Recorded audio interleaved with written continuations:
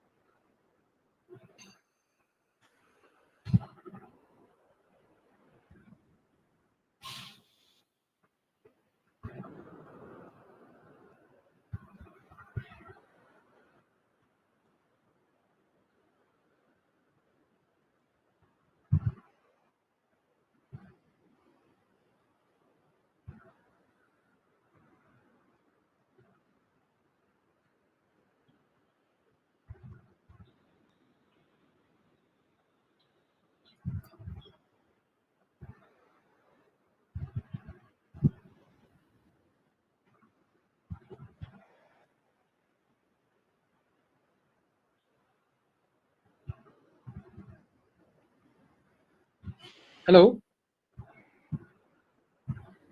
Hello. Sir, good afternoon. Good afternoon. Please start. I had some problem with the. Yeah. Honorable Vice Chancellor, Dean of Studies, Chairpersons, Deans, Associate Deans, HODs, faculties, and high students, a very good afternoon to one and all that. It gives me immense honor and great pleasure to place all of you present at the second faculty lecture organized by Assam University. It's a great pleasure for me to introduce our speaker today, Professor Chandrapur, who is going to talk to us about synthesis and application of some complex structures. Professor Chandrapur was currently the Dean of Engineering and Technology at Chandrapur University. He also holds additional responsibilities of Dean Research, Director, Center of Excellence in Nanotechnology. Previously, he was the Director, Center of Excellence in Nanotechnology at Chandrapur University. He also worked as a research faculty director and Stock Laboratory at Uppsala University, Sweden, and as a research specialist at the Asian Institute of Technology. Professor Buba's research interest is in environment and nanotechnology.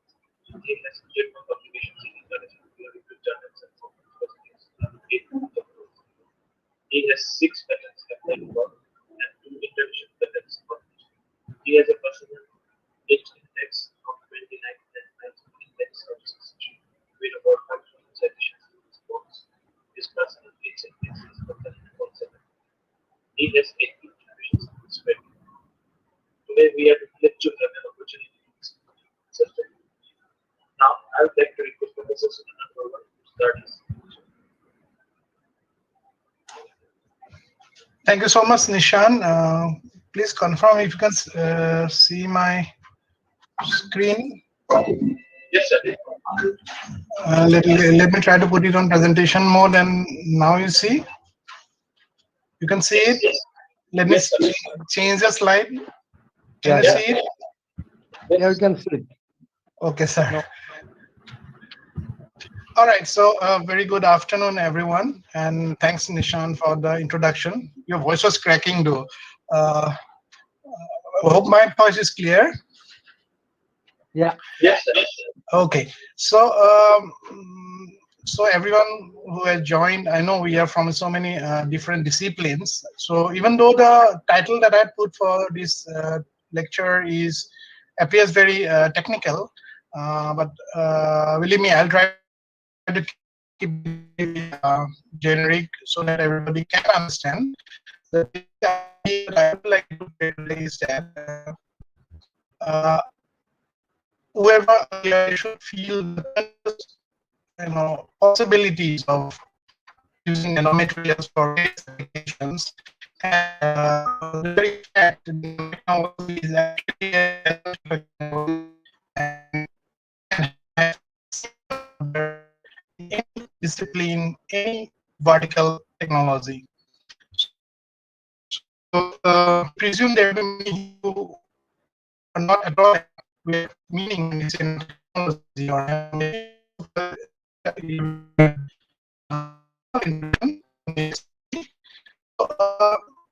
we have been always trying to be comfortable, and we will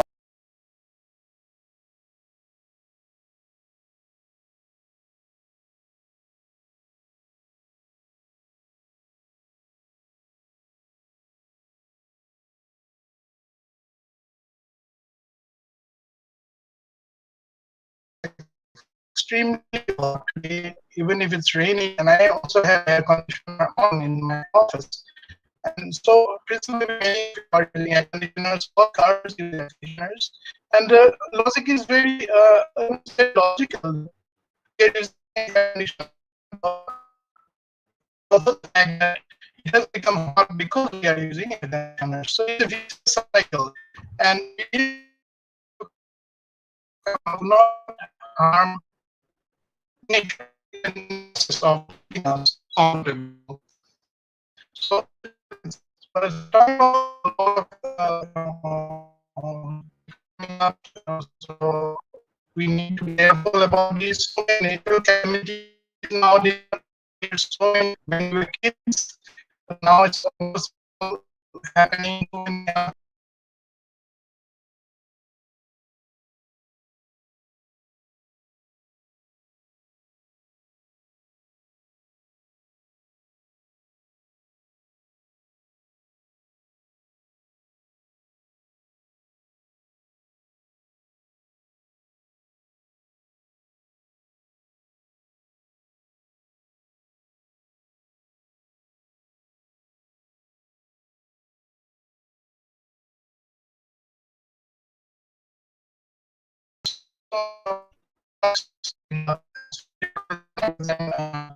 Oxides, nitrous oxide, and these are a lot of hazards. We have with new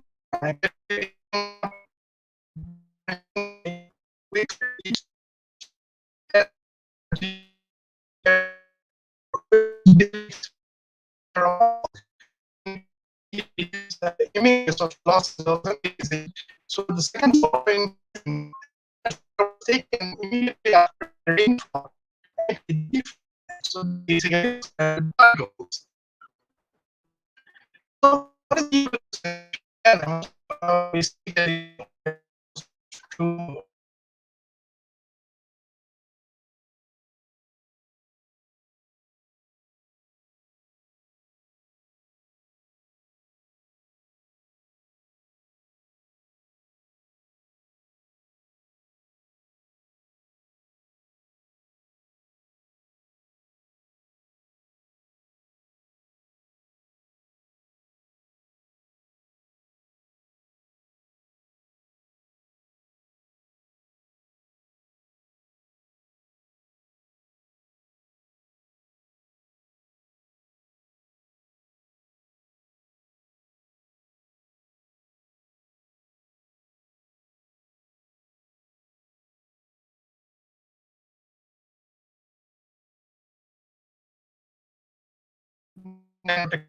way back in the 1950s when actually thought that he was crazy because he was writing the whole Encyclopedia Britannica on tip of a pen, and people were laughing at him. What nonsense is this? But actually, it has been done now. So we talk about, it's actually the same elements, same materials we talk about, but we talk about the strict size in any of the three dimensions or in all the dimensions. Suppose it has to be 100 nanometer. It's not really fast, this definition, but typically in this range, 1 billion nanometer, and of course, at that size range, properties are unique. The same way we behave differently when we take it to small sizes. So this comes together maybe. That's a bit small. And when we go to large surface that we get, I explained this at the time. So let me properties. A very simple I give you is that gold is not golden at the nanoscale. So gold is the element in gold. But if you take gold to nano sizes, then the small particles, they may be red, they may be purple, they may be gray, so many different colors. Now, that is just one example of a variation in the optical property, but you see such in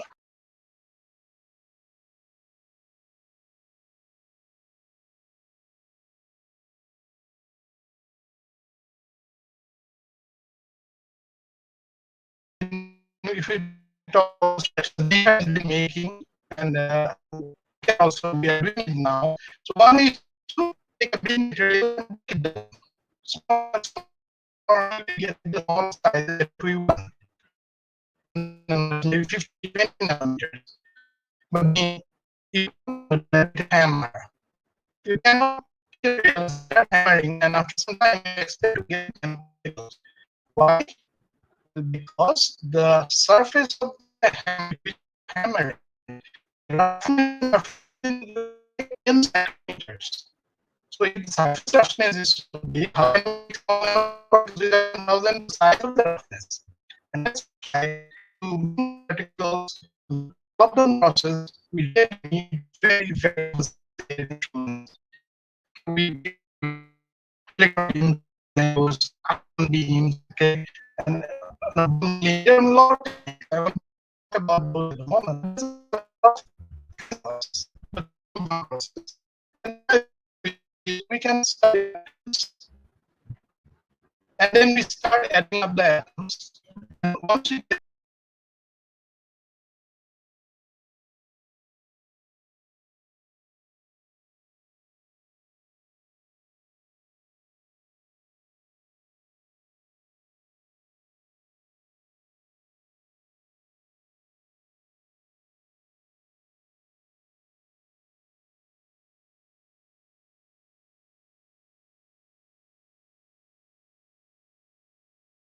of some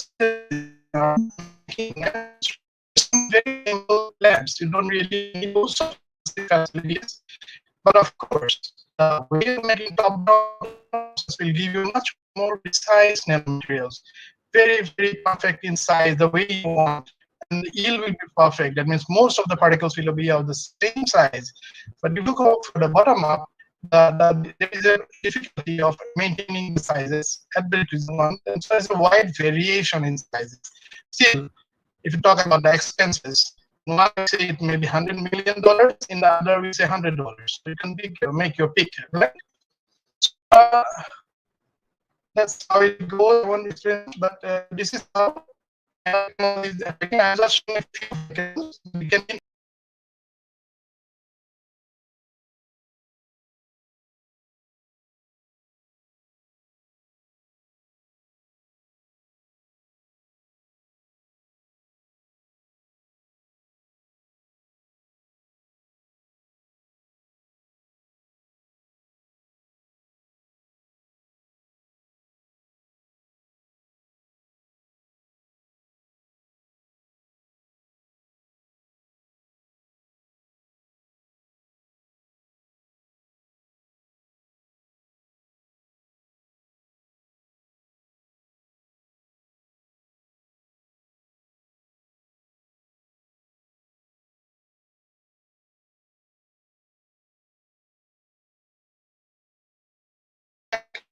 combinations. Like pressure also. nature has been doing.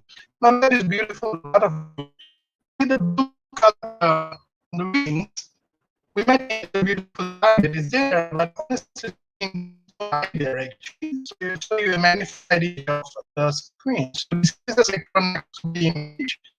So it's a technique where we use electron beams for it.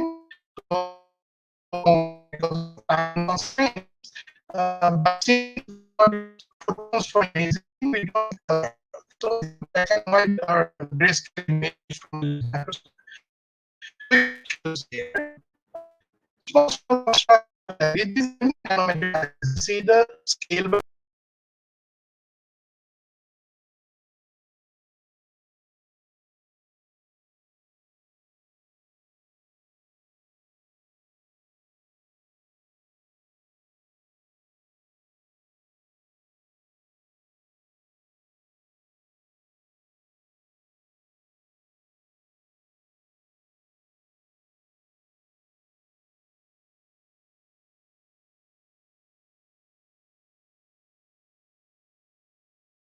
Nature and how precise nature has made them.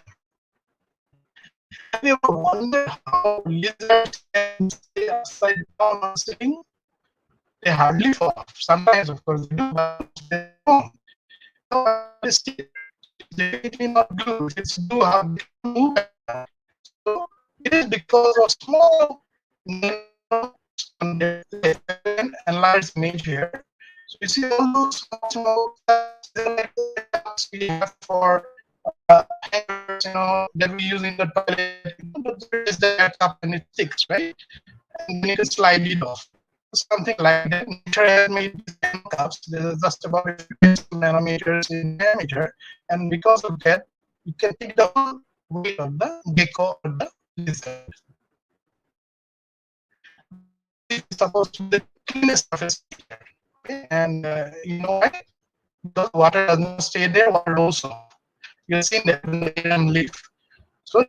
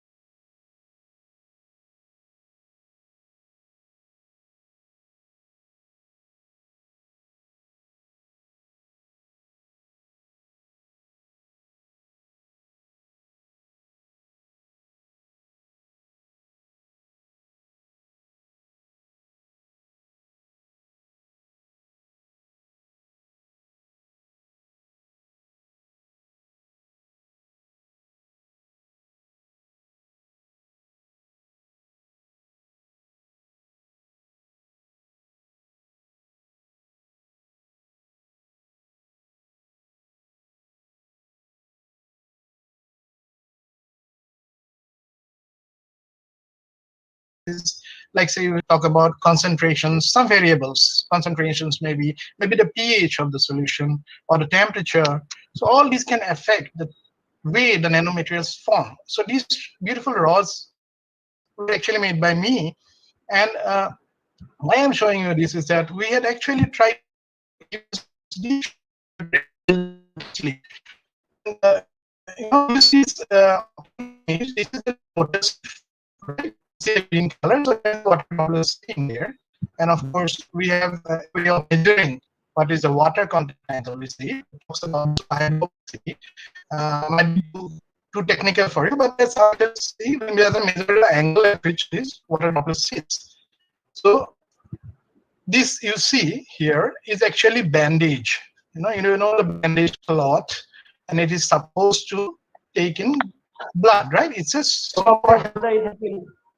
it is a hydrophilic surface. Okay, that means it loves water. So for bandage,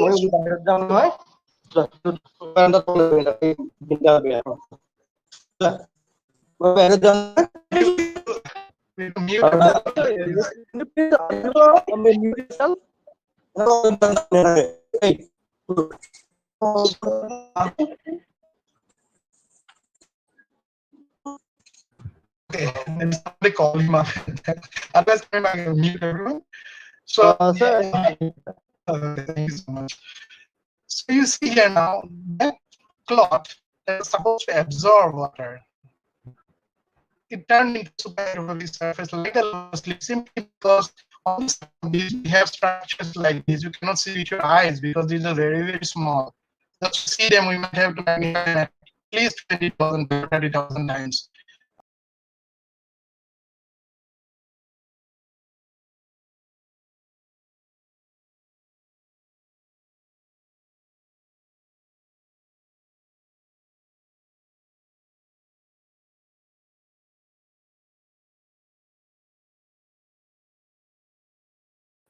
Human beings were not aware that they were making effort because they didn't have the facilities, they didn't have the instrumentation to support their observations. There's no way they can see. All right. Now, this is a very beautiful example. I will show you this and then move to the other things that I want to talk about. So this is a cup used by a Roman emperor to drink wine. And there's a figure there. There's like a mythological figure of King Democritus. And he was sought to do the underworld by these plants, ambrosia. Anyway, that's the story.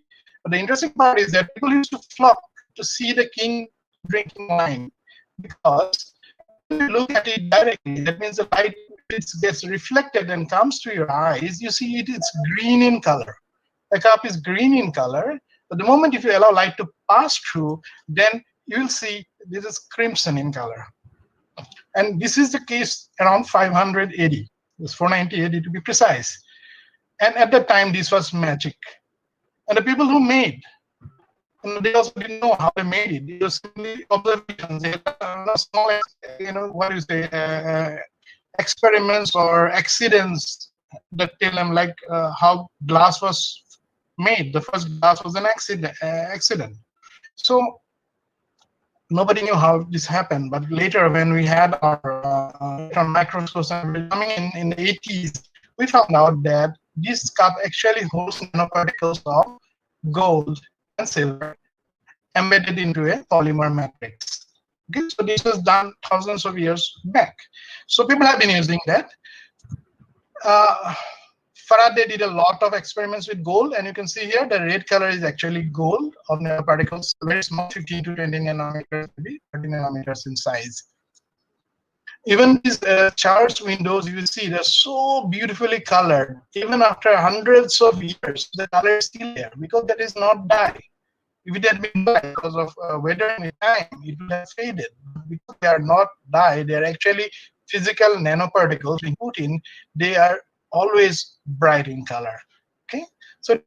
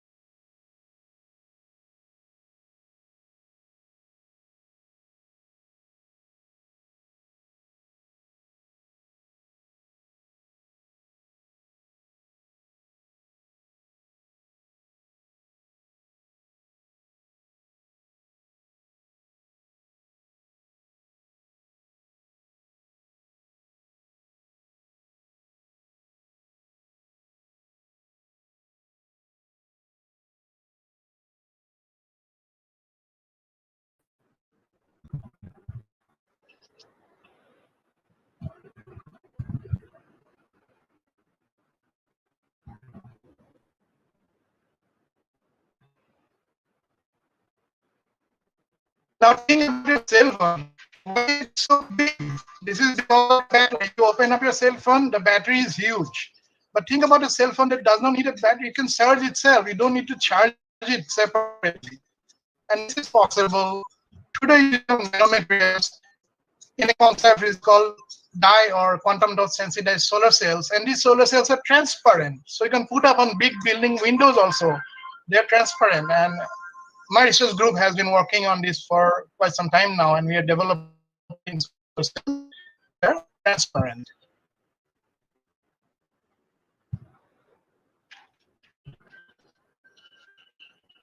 The same concept I already explained to you when we were talking about the lotus leaf. The same concept here. Most of the phones have already pulled in this technology. Nokia has, even iPhone has. You can just put it into water, nothing happens. This is because of structuring like this on the surface. You see the magnification, that's 100,000 times, okay? So it won't allow water or any form of liquid to open up. So they will have to roll back into the droplet form, and then it cannot wet the surface. And when it rolls up again, the same concept is self-cleaning, all right? Now, stretchable electronics is something, it's always very difficult because if you try to stretch electronics, the wires crack. So it is very robust, right? Wires, we can have interconnections, metallic interconnections that can be very flexible. This type of wires, they can pull and they don't break.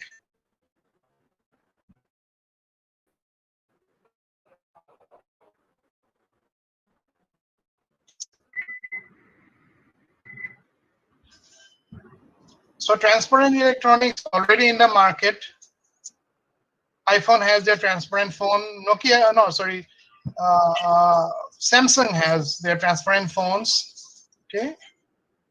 So the electronics, right from the interconnections to the actual components, all are transparent.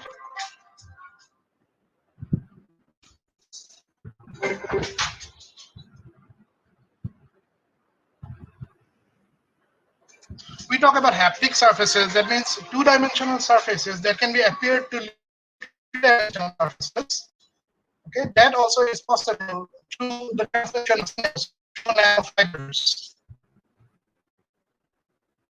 So 2D buttons can actually look like 3D buttons.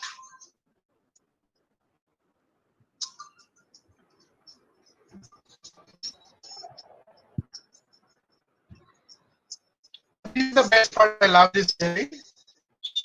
So we talk about welding nowadays. So she takes a picture of her bag.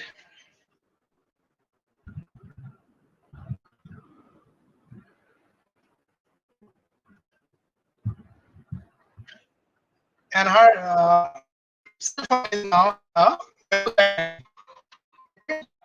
So these are just the few things that show that extra things can be added through nanotechnology to any type of existing, devices that you talk about. And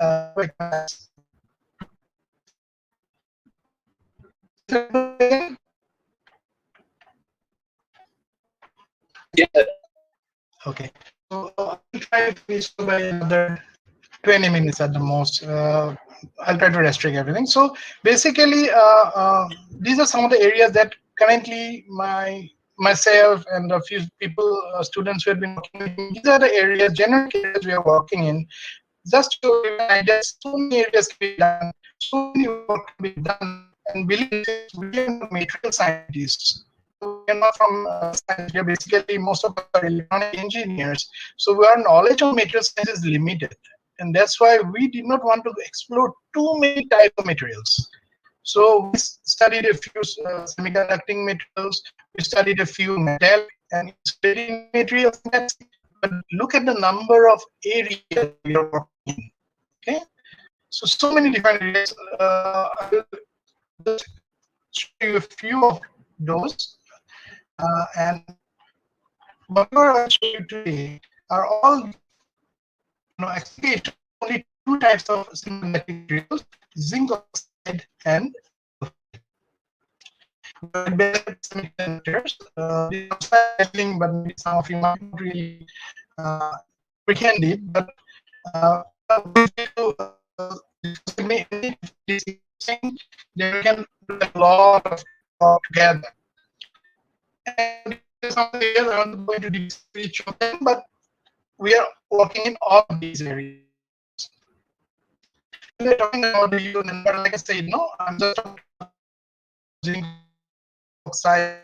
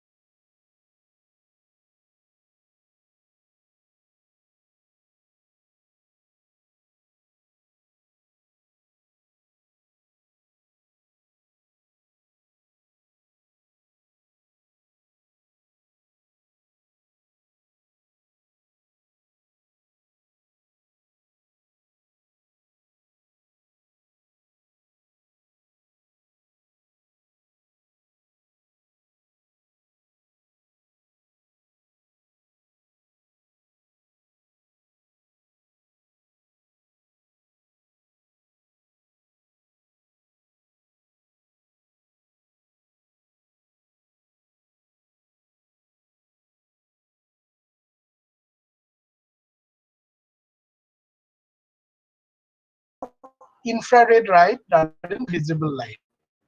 Okay, so I was trying to make this material active at visible light, because if I want to put it in the field, if I want to work on a like environmental remediation, if I want to do it at the field level, I have to rely on solar energy, because you cannot think of putting in electricity everywhere. So solar energy is the only solution. And solar energy has only about 5 to 7% ultraviolet light, which the material absorbs. But look at the amount of visible light as 46% or more. If I can use this, then I don't have to worry much about the energy being needed for my systems to work. But unfortunately, my material will absorb only UV light. So then again, you know what happened? I remember I told my supervisor, he is actually from Kolkata, Bengali person. And I told him that, see the situation now, my material I have made, but it's not absorbing visible light. So what can I do? And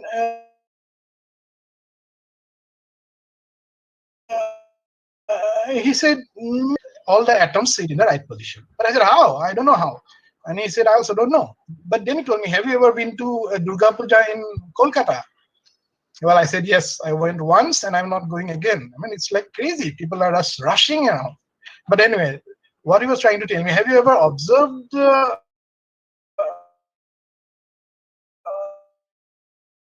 goddess?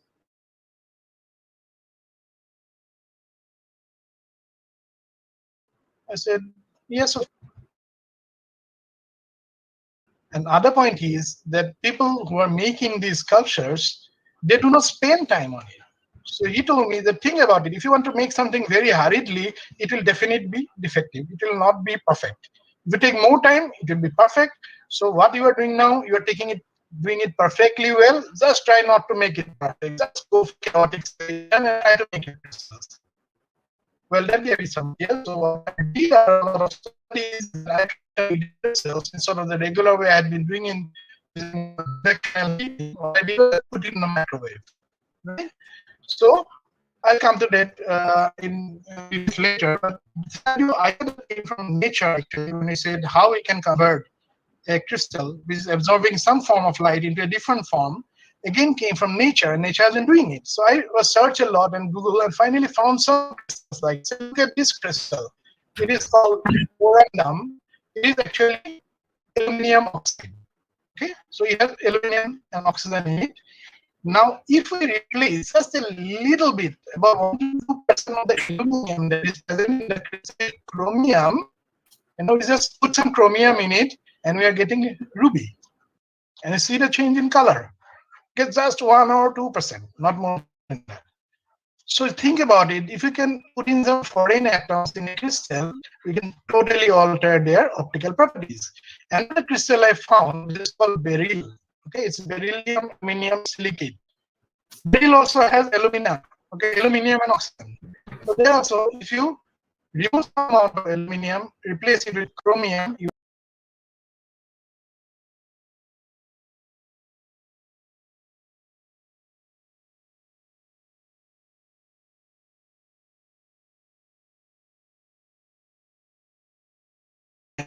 and if it's successful, we did a lot of experiments using visible light after that, right? So just using microwaves, because microwaves can really, give very individual hotspots to each and every water molecule, because microwaves oscillate. It's an electric field that oscillates, and water is a dipole. So water also starts. Each every individual molecule start to oscillate, and we can have huge amount of heat generated at individual. So that's a way we are synthesizing. I won't go into detail because I don't have much time to about applications. So what I'll do is I will, let me see what is the next slide. Anyway, all these I did. Okay, that was the situation. You see, from foreign atoms put in, and I could bring down the bandgap like this. This is using, and this is how I did my microwaves. Okay, and I got all this. So there, I did not have to put any foreign atom. I could simply move the individual atoms. This is just zinc and oxygen, as you can see here. In the previous one, we had some foreign atoms. Here we don't have any.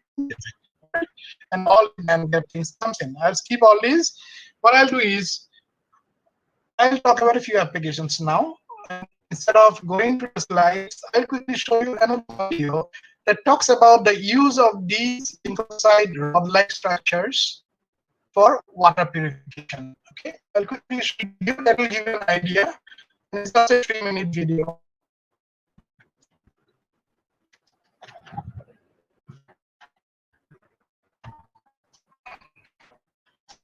And this I made myself. All the recordings to the audio clips. It was interesting. I also.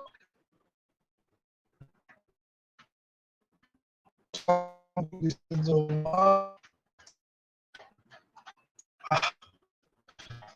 Let me, I think I missed it. I should have it quickly. Give me 1 minute.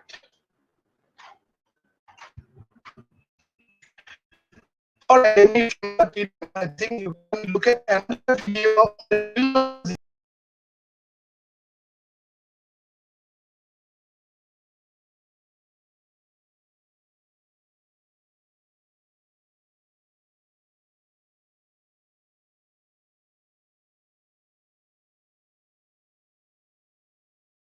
Accidents that happened.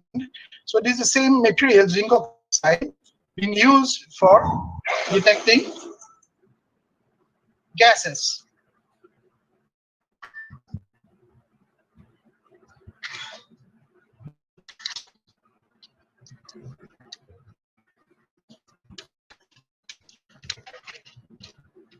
So that's my son. So the apartment in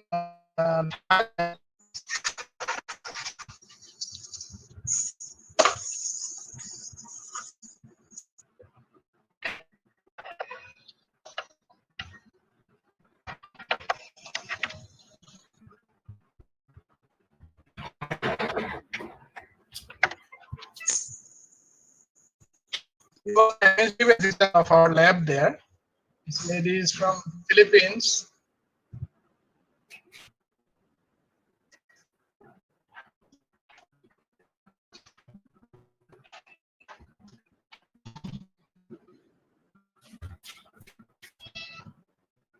There's a student party.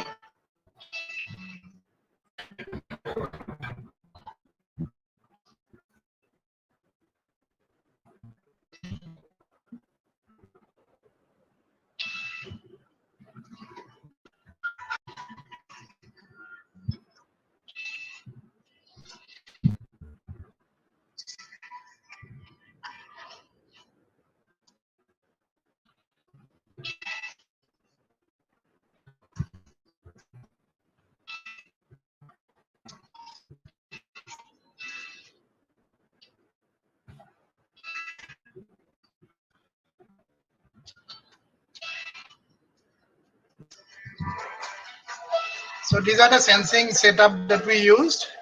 Okay, so basically it's a semiconductor material, zinc oxide.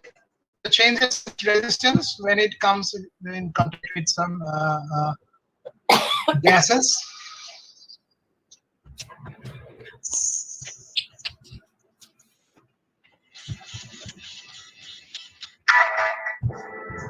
So we had these nanomaterial sensors that can actually detect trace amounts of LPG. Okay, the rest is not a very difficult thing. We get automatic signal being transmitted. So this is Jahir, he was actually from Pakistan, now back in Pakistan. So he was a doctoral student then.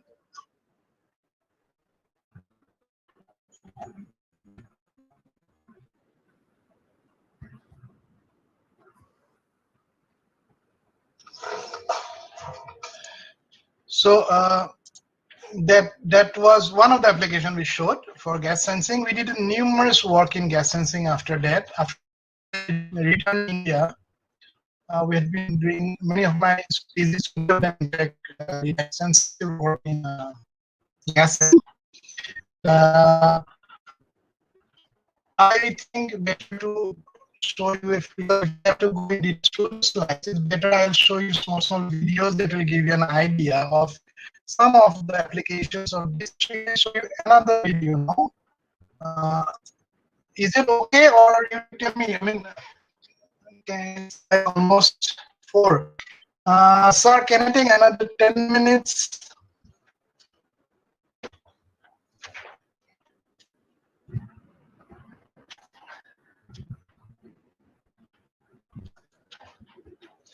All right, now I will show you another video where we use the same nanorods for sensing, but in a totally different way, right?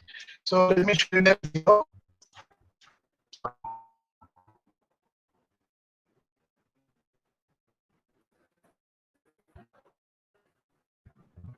We are calling them a smart packaging material.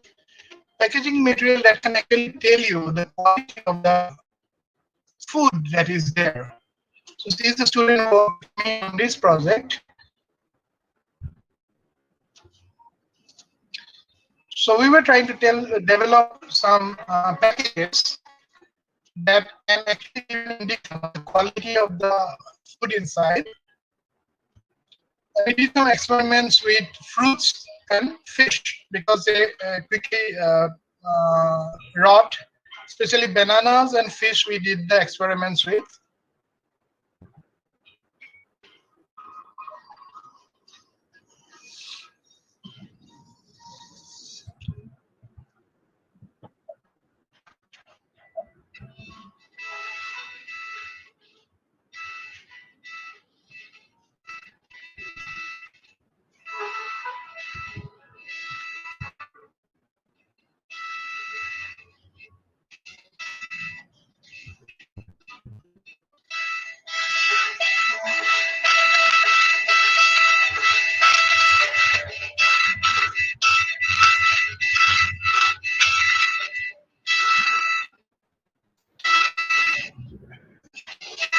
You see Disturbance, there's a disturbance. the video, sir? Yeah,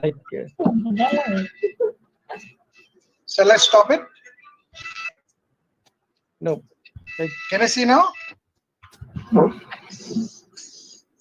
Can you see, sir?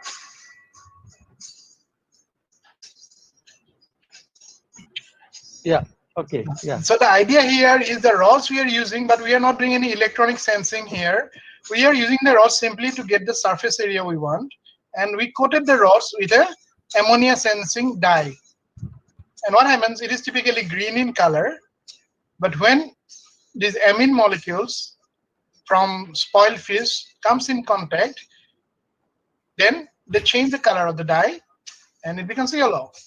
But we need these rod-like structures to get the surface area that is needed for the detection, because not too many molecules are released. Okay.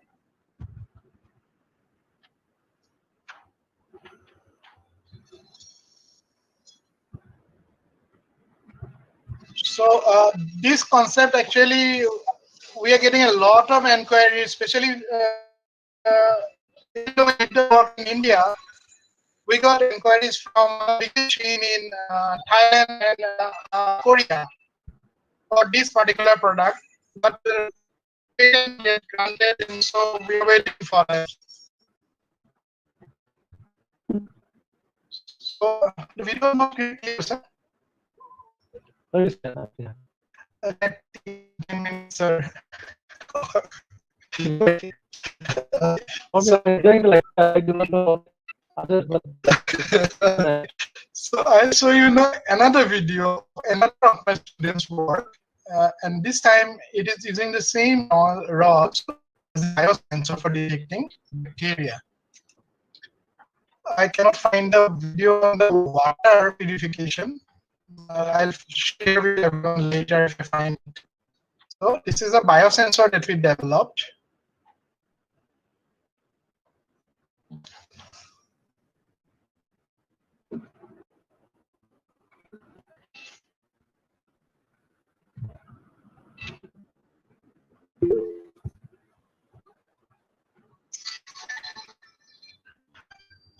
Sorry.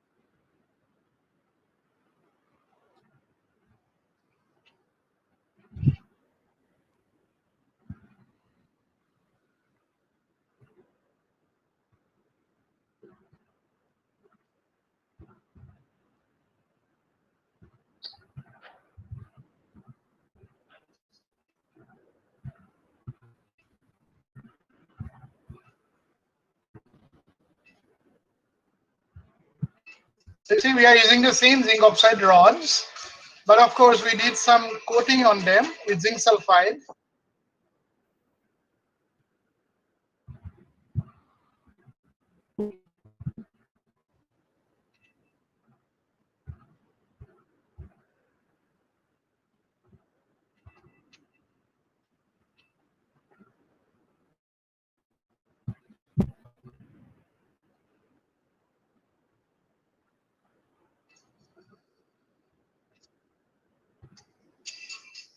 So we actually calibrated the system to some standard values, and it's not we are showing exact concentration that is considered as safe.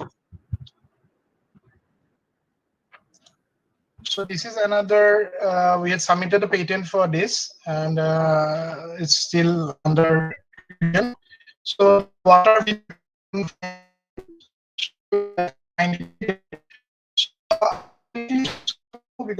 I want details, but look at this slide here.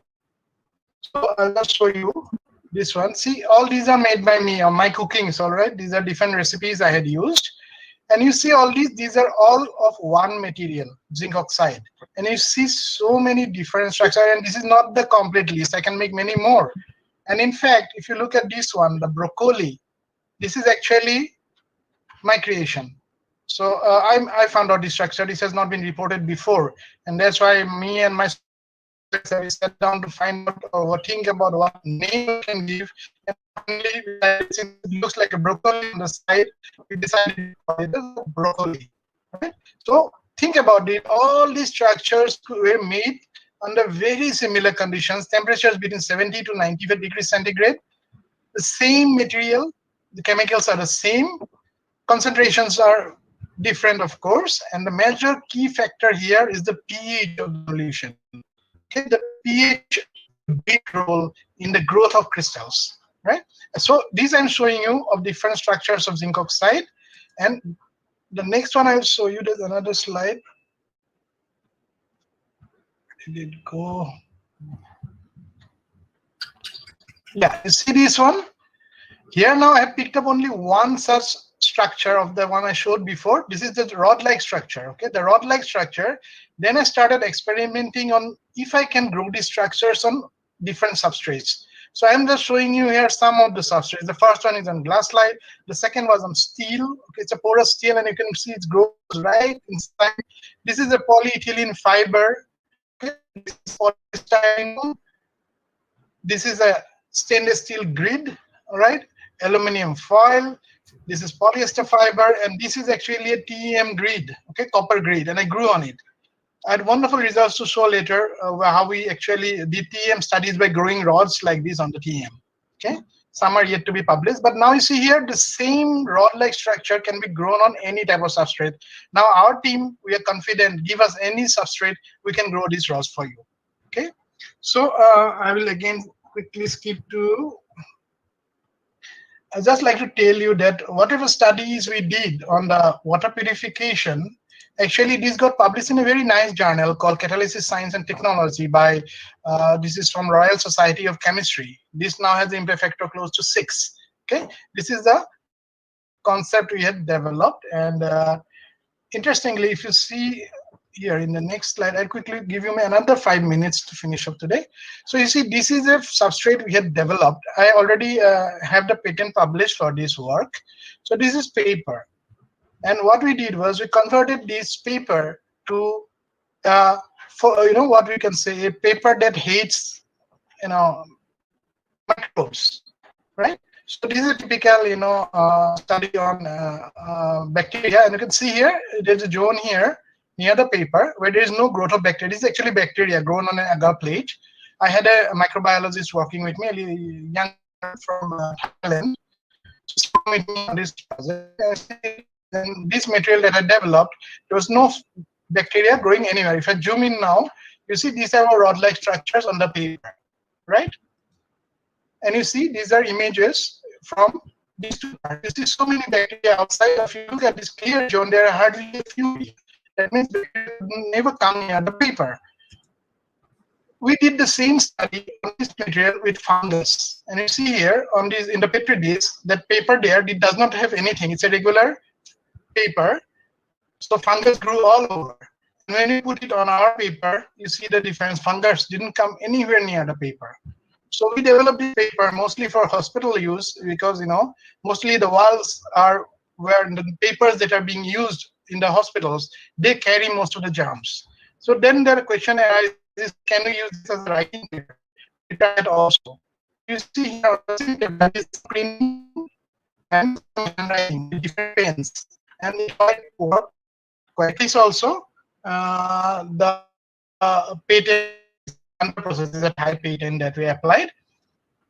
And then I have so many things to show, but I cannot show you because of lack of time, but I will quickly show you something very interesting. If you give me, or should I ask for more time, sir? Can you give me 5 minutes? There's something I want to show is very interesting for me, and might come up with a collaborative work with paramedical if they think, or I need some doctor actually. I'll just give a few minutes from this one.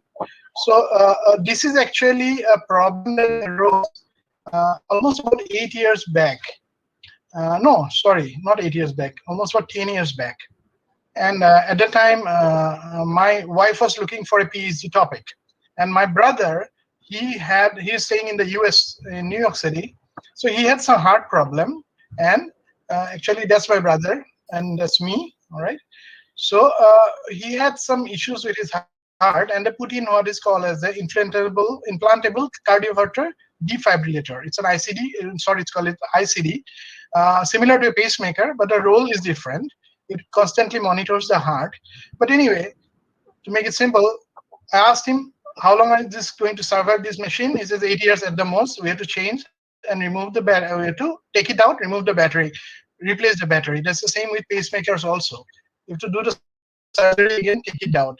And then I was discussing with my wife, can we do something that can actually generate energy at the heart itself? Then if you can have some energy formation at the heart, it doesn't need to be taken out.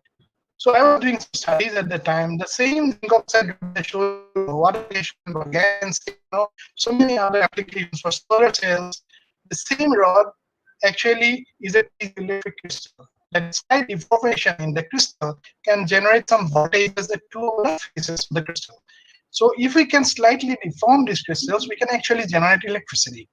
And when I was doing this literature study, I found one group of scientists called Zhongling Wang, who from the US. So he was doing a lot of studies. His team was doing a lot of studies on this. And I was lucky enough to meet Zhongling Wang in Sweden. When I was working in Uppsala, he actually came and visited, and we had a lot of discussion on these. So what happened, they actually generated some amount of voltage from rods by vibration. And what they did, they made an electrode. I can see here on the right here, the SEM image. That is the electrode they used to pick up the signals. And this electrode was made, in a fab, in a microfab. The silicon cut into shapes like this. Okay, and these are very small. And when I asked him how much did you spend, he said it's about $1,400 US. $1,400 US is a huge amount of money, honestly, for an electrode. But they are a rich group, University of California in Berkeley. So they have money, and they did it. So then I was discussing with my wife, and this is how it actually works. See, with these vibrations, the rods vibrate. We can have some voltage generated here. Actually, just at the side, okay? If you see this figure here, the yellow part is a positive voltage, and the black part or dark part is the negative voltage. So this type of voltage develop when we deform. So if you can pick them up, we can use them. From the heart is just perfect to generate that amount of voltage that we need if we can pick up the vibrations. Anyway, I'll skip all these. These are just some literature review. But I'll pick up the part where we're talking about how actually we're trying to extract the signal out. And we were at a loss because we cannot afford that much of money. And my wife was just speaking. I said, let's do this, because we need to come out with something that might be unique for people like my brother. And then with series of experiments we did, finally what we did, we used an organic template to make an electrode like this. You see this here, this is actually Aspergillus niger. Okay, and what we did was we grew this Aspergillus niger. I'll explain in detail later if somebody is interested. But what it is, we actually grew wires like this using a fungus as a template. The fungus grew, and we grew them in a gold colloid, where is a gold nanoparticles. You see here, all these gold nanoparticles are sitting on the fungus. And finally, we managed to pull out the fungus from there using a process which is called supercritical extraction. And in nitrogen, of course, a sophisticated process. I did this in Uppsala, Sweden.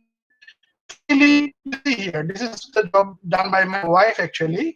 She grew all these gold wires in between the rods. You see the rods below, all right? They are actually passing through the rods. And when we vibrated the rods, these gold wires, they got hit by the rods, and we could pick up signals like this, right? That was the start of this work.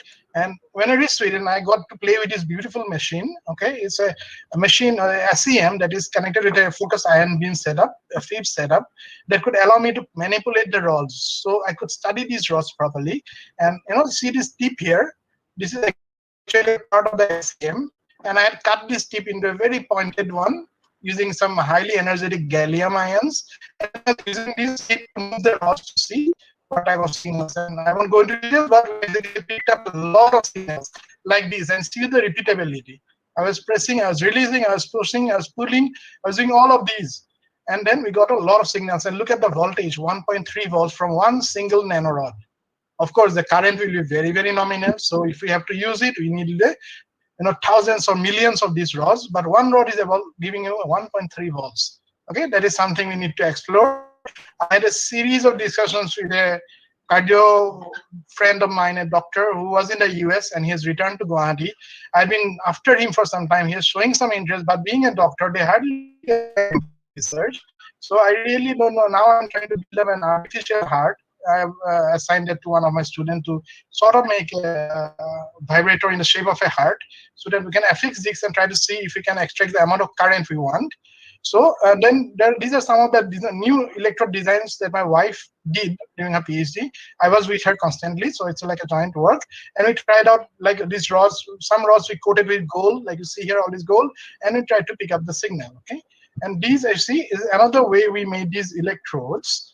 You see these holes here. This is an alumina tin plate, and this machine is still there in Moscow. One of my PhD students got it. So I'll bring it back to downtown after the whole machine. The machine cost about 8 lakhs. We made it for 59,000 rupees. Okay, and we made some copper like these. These are actually copper. We drew them, and you can see these pointed tips like this. That's how I'm drawing here, and we are doing that on flexible like this. And you see, the moment I'm bending it, the more I voltage. So you see, that's why I'm showing here. We need to continue the work. Hopefully, we can come up with someone who can actually support me with from the medical side. It will be a very good, I'll say, a very good work that can actually make a huge difference. But that's how it is at the moment. And before I sum up another 1 minute, I want to quickly show you some of the innovations we did after I returned to India. Some sensors that we made that took us into the newspapers. It's a very low-cost sensor for detecting metal ion contamination. Some water purifiers we had designed for different feed-to-tap and rooftop versions. This is a work that I did in the villages in Chandrapur area, 12 villages. And you see these water purifiers. These were designed by me and my team. And we the villagers, and finally we installed 12 of these in 12 different villages, and even now I get feedback from them. They're extremely happy. It's a solar powered water purifier, and this got us a lot of